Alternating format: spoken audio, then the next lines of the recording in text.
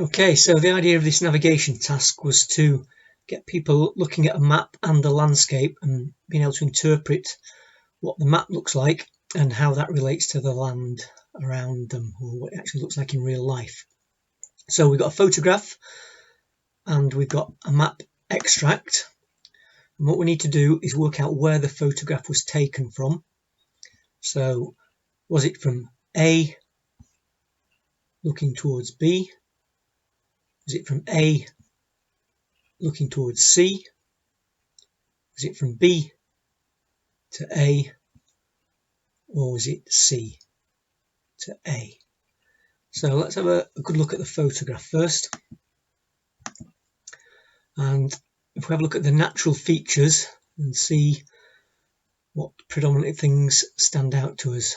So first of all, we can see that we're looking over a ridge of land in the foreground, which rises up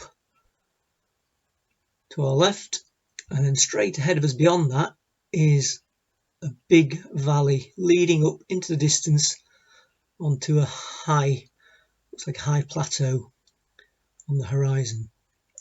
And that horizon is higher than we are. This stream is draining down from that almost in a direct line towards us until it gets to here, and then changes direction and runs down here behind this spur of land that's cutting it off from us. Another thing to notice is this quite obvious stream feature running down from the hillside and joining the main valley down there. So let's have a look back at the map. So first of all, if we look at the heights. So point A is probably about 330 meters above sea level. Point B is more or less 500 meters, and C is about 460. So both B and C are higher than A. So on the photograph, the far horizon is higher than we are. We're below that.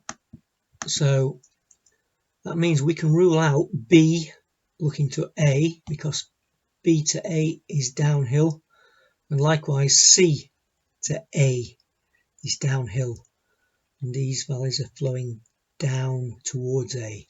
So it's got to be either A looking towards B or A looking towards C.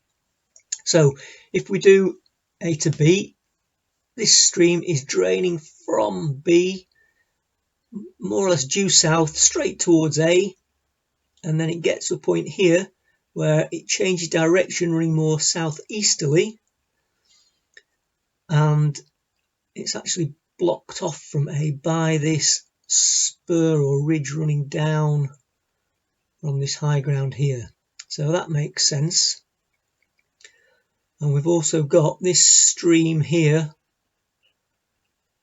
probably 200 or 300 meters away. It's running off the high ground and draining into the valley just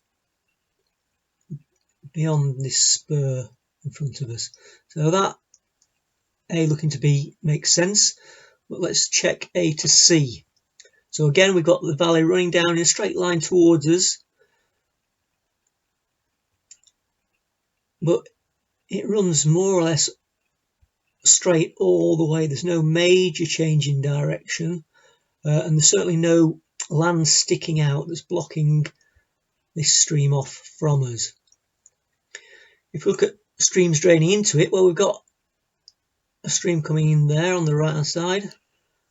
That's probably about 1 kilometre away, and before it we've got a stream coming in from the left hand side, and we certainly haven't seen that on the photograph.